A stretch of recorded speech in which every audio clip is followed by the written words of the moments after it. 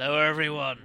Hello and welcome to another episode of the ShadowCast. I am of course a Black Shadow, and please, no, please don't be worried, no fear, no alarm. It's all okay. Don't worry about the music. Psycho Mantis has absolutely nothing to do with the production of this video, I think.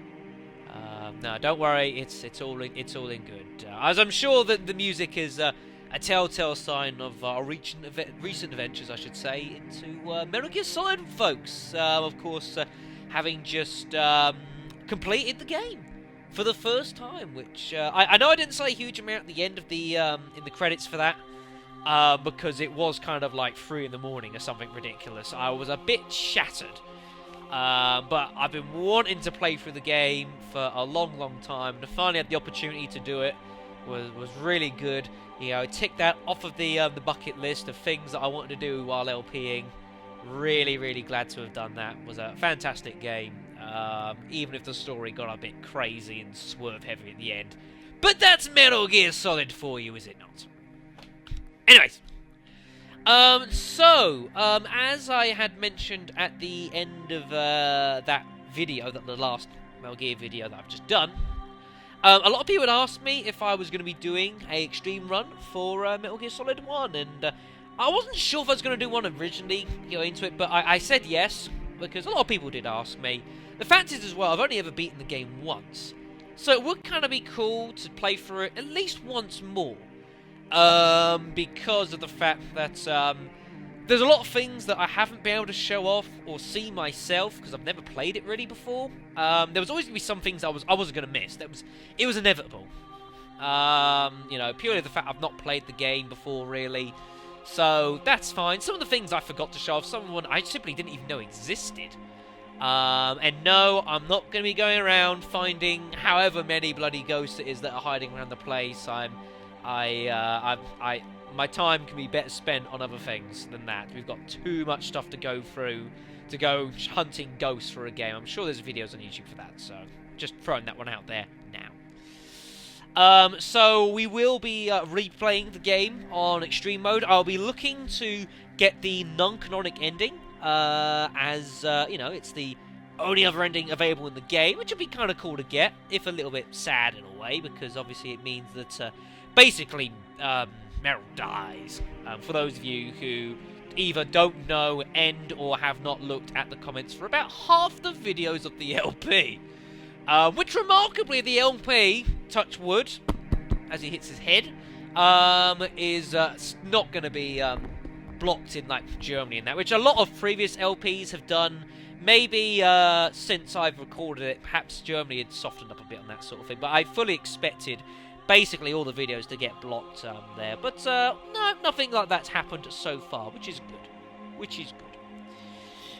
So of course, the only reason I'm doing this, however, is the fact that, well, what if you're, and I imagine there probably aren't, something wrong with it, if you're one of the people that say, you've watched me play Metal Gear Solid 1, thoroughly enjoyed it, that's good, but don't necessarily want to watch me play through it again. Completely understandable. That's fine, I can totally dig that. Well, if you don't want to watch Metal Gear Solid 1 and want to watch something a little bit different, then you're going to be in for a little treat. As, alongside the extreme run for Metal Gear Solid 1, I am going to be doing another LP.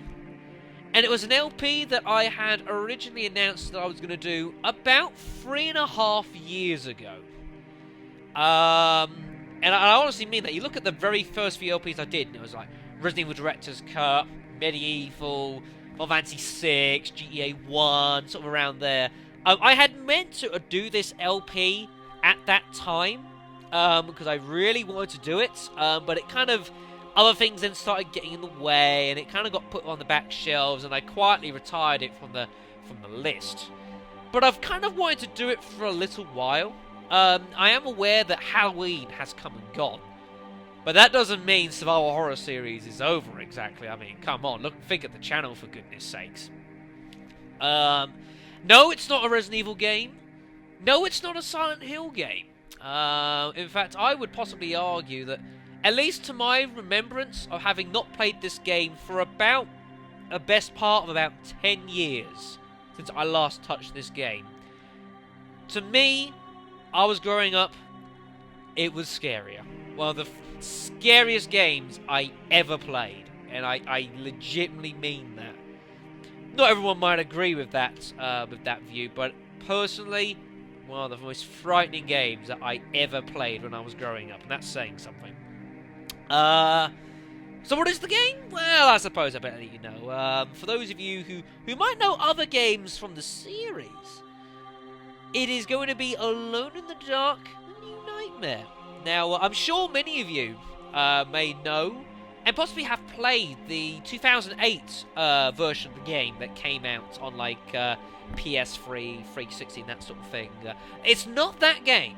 I don't believe that was, from what I've heard, I've never played the game myself. Apparently it wasn't the greatest game that was ever made in history, which is one of those things. But no, Alone in the Dark, The New Nightmare, also known as Alone in the Dark 4, internally at least, was released in 2001 on the PS1. I believe it was on the Dreamcast as well, on the PC.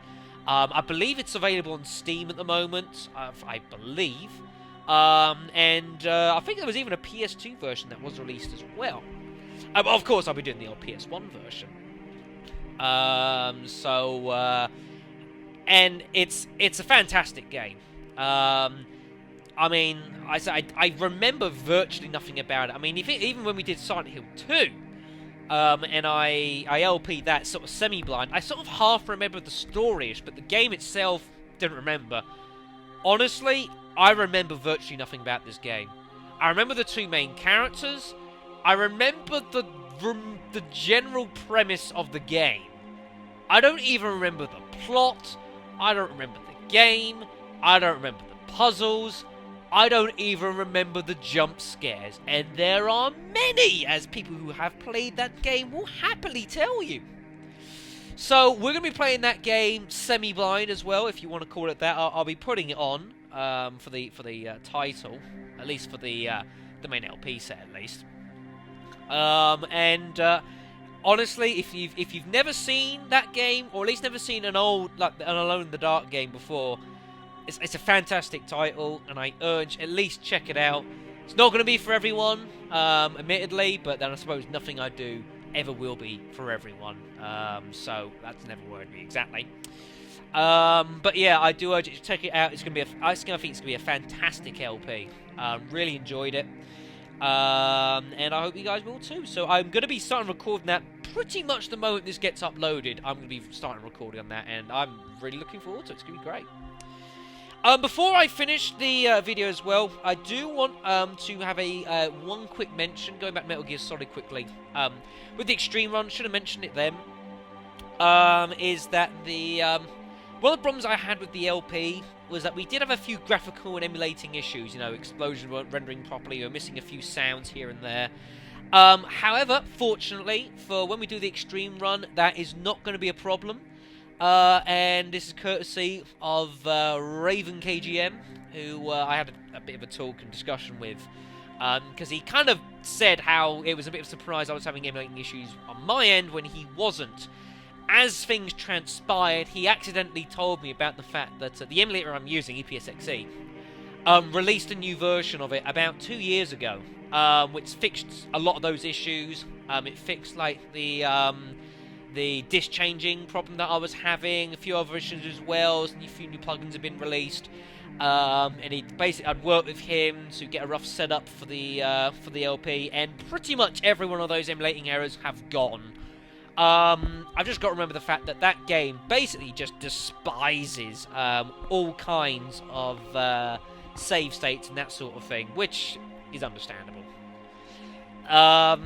And so I thank you very much, Raven, for that. I'm sure the Extreme Run will look a hell of a lot better for your input. So thank you very much for that, indeed. That's going to be all for the podcast, ShadowCast, whatever you want to call it. So I thank you very much for watching and listening. I say I'm going to be literally recording some Alone in the Dark on the completion and uploading of this video. I hope to get the first video of that up by the end of this, by the end of tonight, in a few hours we're hoping.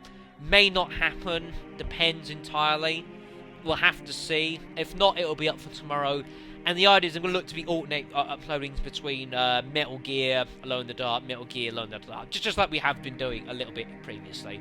But I think both LPs are going to be fantastic, and certainly Metal Gear as well is going to be interesting. I haven't done an extreme run of a Metal Gear game for many years, let alone Metal Gear 1, so it's going to be interesting. So thank you very much for watching and listening, and I will see you next time. Ta-ta for now.